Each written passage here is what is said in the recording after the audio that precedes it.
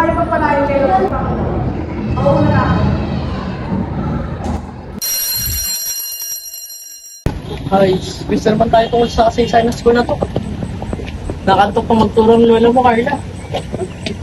Sus, takot ka lang nung may mabalitaan kang multo sa school eh. Sinisi mo pa si Sister Isabel.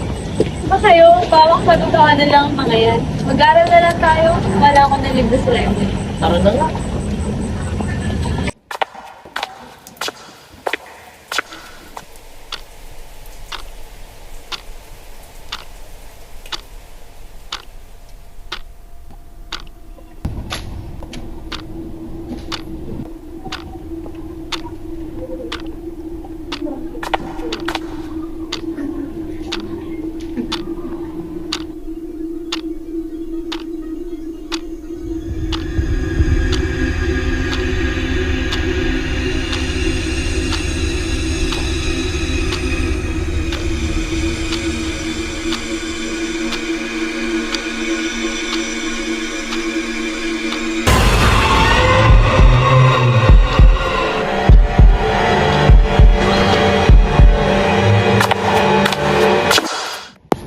Anong problema, Iha?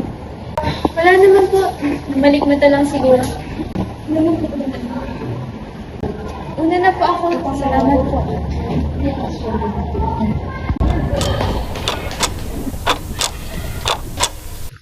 Ba't ang tagal mo, sis? Hinamad na si Ruel mag-aral kaya magbabasketball na lang daw muna siya. Babalik na siya mamaya. Ganun ba? Tagilan kasi ako maghanap ng related stuff. Ganun ba? Teka, ano yan? Ang vintage naman? Wala. Nalaglag kasi pagkuha ko na isang libro kanina, kaya kinuha ko na lang. Tara, harap na tayo. Tara.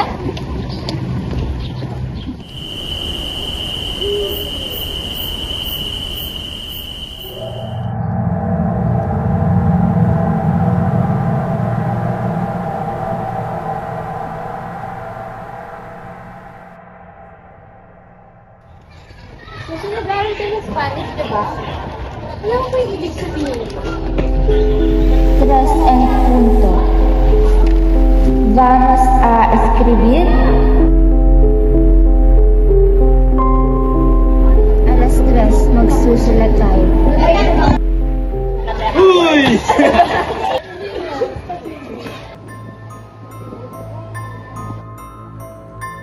Oh, saan pupunta yun?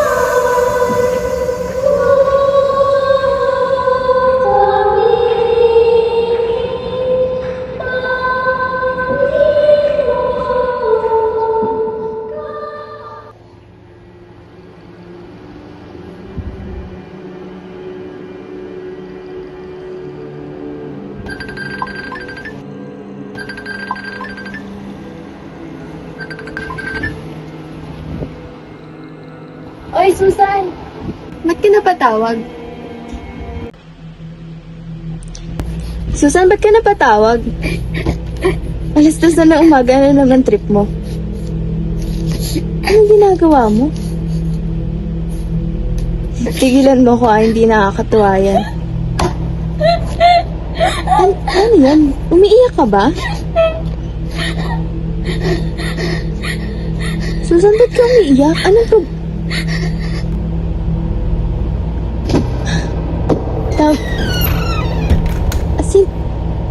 Sino yan, Susan?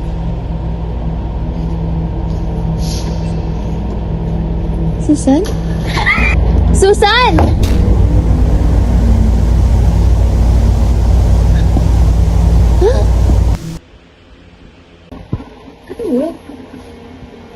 namatay?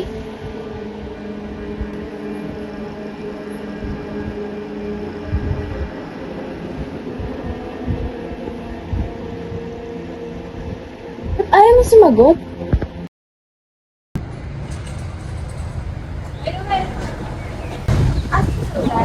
Kasi tumawag sa akin kanina madaling araw, pero hindi ko sa akin nakita pumasok.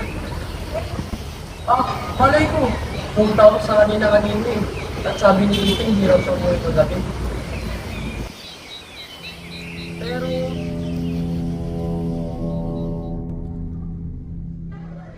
May pinabot sa akin si Tita at ibigay ko lang sa'yo. Teka, ano mo ibig sabihin ng... Ano nga uli yan? Tres and punto. Uy, Ruben! Papaliw tayo mamaya. Tara!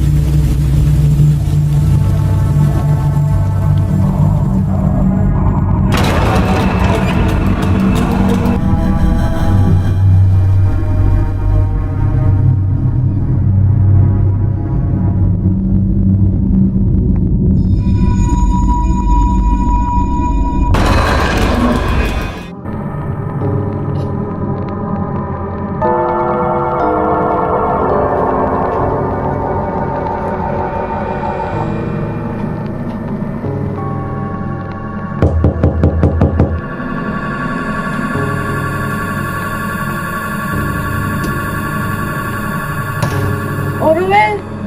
Ba't nandito ka? Alas 10 na ng umaga.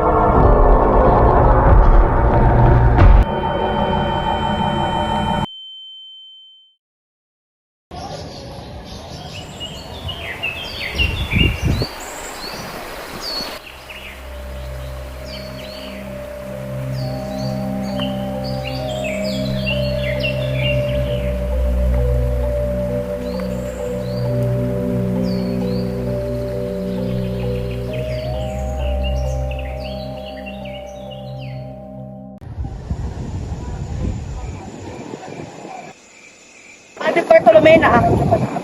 Ilang araw ko nang namamasid na may kakaibang inaakto si Sister Carmelita sa tuwing naririto siya sa ating simbahan.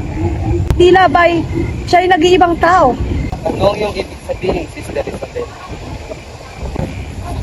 Padre, sa pagkakaalam ko, nabalitaan ko mula sa simbahan sa ibang bayan na palagi siyang sinasapian ng demonyo. Bago sumapit ng alas 3, akitin ninyo si Sister Carmelita sa simbahan ng Perpetua, kung saan tayo ay gagawa ng ritual upang palabasin ng demonyong naninirahan sa kanyang katawan.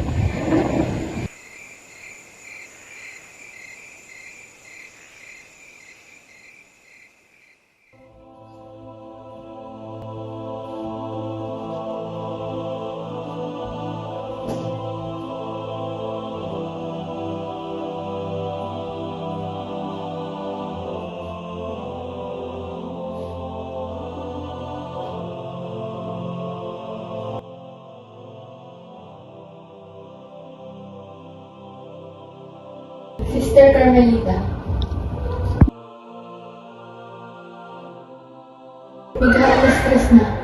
Oras na para tayo magsulat ng ating pananampalataya sa Diyos.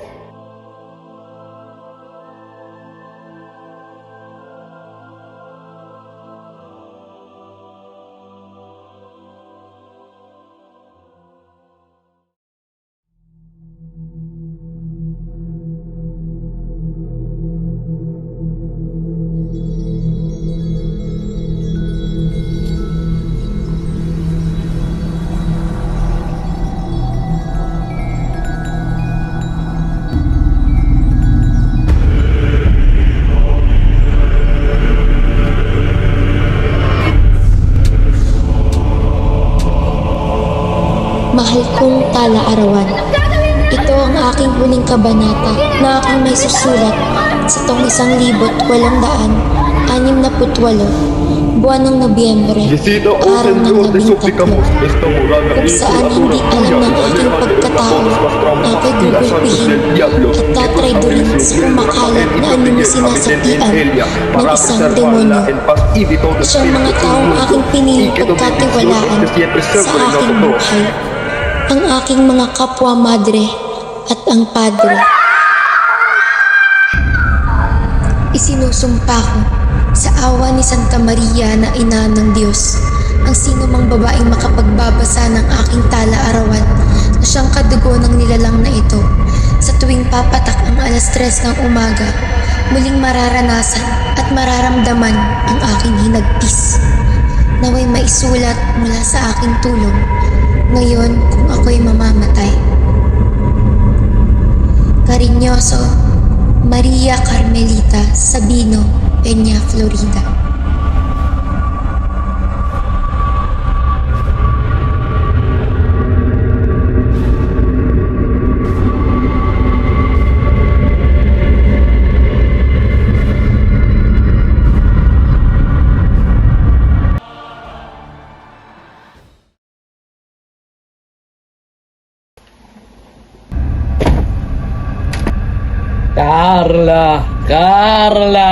Carla Bartolome.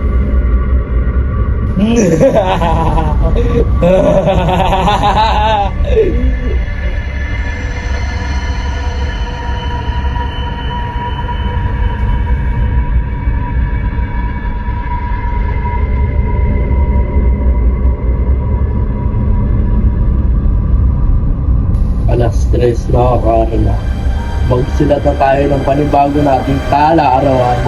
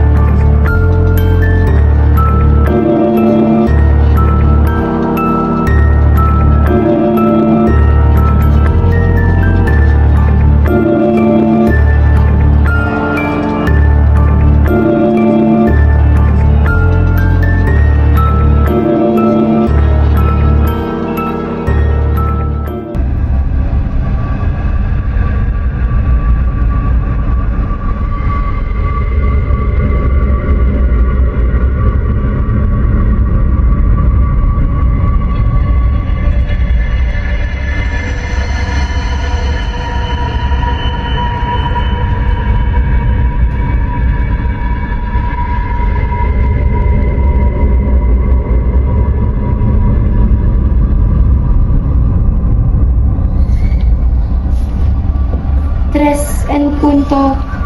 Vamos a escribir.